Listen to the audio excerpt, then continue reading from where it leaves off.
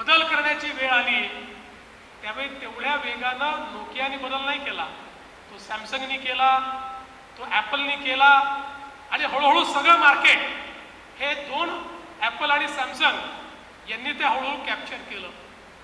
त्यामुळे तुम्ही किती जुने आहात हे महत्त्वाचं नाही आहे, आव्हानांना सामोरं जात तुम्ही किती स्वतःमध्ये बदल करता, किती आधुनिकता आणता, किती रेलेव्हन्स आणता आणि किती लोकाभिमुखता आणता याच्या आधारावर तुमचं भविष्य हे त्या ठिकाणी ठरत असतं.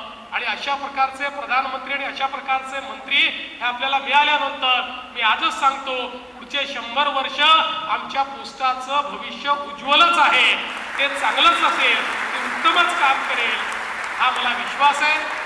मी पुन्हा एकदा या उत्तम कार्यक्रमाबद्दल पोस्ट विभागाचं, मंत्री महोदयांचे, त्यांच्या समस्त अधिकाऱ्यांचे आभार मानतो आणि आम्हालाही इथे निमंत्रित केल्याबद्दल आपले आभार मानून मी माझे 2 शब्द संपवतो. धन्यवाद. जय हिंद, जय महाराष्ट्र.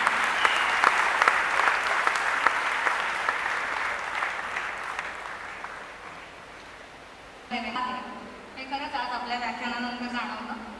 आणखी एकदा सगळ्यांनी पुढे जायची उमेद जी टपाल विभागाने आजवर दाखवली आणि पुढेही दाखवत राहील त्या सगळ्याबद्दल आपणा सर्वांचं मनपूर्वक कौतुक आणि प्रशंसा.